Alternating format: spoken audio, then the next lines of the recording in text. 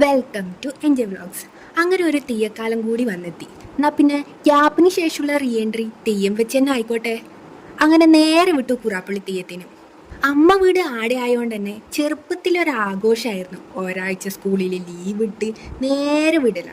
പിന്നെ പരിപാടിയായി, തെയ്യായി, അടിയായി, ഹോ ഒന്നും പറയണ്ട.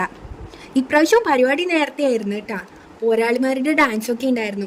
ഈ പ്രായത്തിലും അവരിടുന്ന എഫേർട്ട് അതിനെന്തായാലും ഒരു ലൈക്ക് കൊടുക്കാം. അങ്ങനെ വെള്ളാട്ടം കാണാൻ പോയപ്പോഴാണ് പണി പാളിയത് മനസ്സിലായത്. ഇതിപ്പോൾ എന്താ ചേട്ടാ, ലോകത്തിലെ എല്ലാവരും വ്ളോഗർമാർ തന്നെയാ. ക്യാമറ തട്ടിയിട്ട് മുട്ടിയിട്ട് തെയ്യത്തിന് നടക്കാൻ പോലും പറ്റുന്നില്ല. സംഭവം ഫ്രെയിം സൂപ്പറാക്കുന്ന ഇത്ര അവൈലബിലിറ്റി ഉള്ള ഒരു ഐറ്റം നമ്മളെ നാട്ടിൽ വേറെ ഇല്ല. ചുവന്നൊടയാടിയും രൗദ്ര കണ്ണുകളും ത്രസിപ്പിക്കുന്ന വിധത്തിലുള്ള മുഖത്തേട്ടും ഇരുണ്ട ബാക്ക്ഗ്രൗണ്ടും കൂടി ഉണ്ടെങ്കിൽ എൻ്റെ സാറേ പിന്നെ പറയണ്ടല്ല. ചുമ്മാതല്ല ഇവന്മാര് ഇത്ര ആർത്തി കൂട്ടുന്നത്. ഷെയ്ക്കൊക്കെ സൂപ്പർ തന്നെ. പക്ഷെ ആ ഉന്തിനും തള്ളീനും അടക്ക് തെയ്യത്തിനുണ്ടാ കളിക്കാൻ പറ്റുന്നു.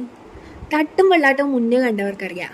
ആ മീവഴക്കത്തോടുള്ള ചുവടുവെപ്പും തീയിലൂടെയുള്ള വട്ടം കറക്കും അതൊക്കെ ഒരു വികാരാ. ഇതിപ്പോ തെയ്യത്തിന് പോലും നടക്കാൻ സ്ഥലമില്ല. ഫോട്ടോയും വീഡിയോ ഒക്കെ വേണം. ബട്ട് തെയ്യത്തിന് കളിക്കാൻ വിടാണ്ട് ഇതൊക്കെ എടുക്കുന്നത് ശരിയാണോ? അപ്പം നിങ്ങൾ ചോദിക്കും, ഈ പറയുന്ന വീഡിയോ ഏത് വെച്ചിട്ട് എടുത്തതാണെന്നല്ലേ? പറയാം, ഇത് ഞാൻ എടുത്തതല്ല കേട്ടാ. കഷ്ടപ്പെടുത്ത എടുത്ത എൻ്റെ സ്വന്തം അനിയൻ്റെ കയ്യിൽ നിന്ന് കഷ്ടപ്പെട്ട് കെഞ്ചി വാങ്ങിയതാ. ഇതുപോലെ നിങ്ങളും ചെയ്യോ? അതാകുമ്പം തെയ്യത്തിന് അത്ര ഡിസ്റ്റർബൻസും ഉണ്ടാവില്ല.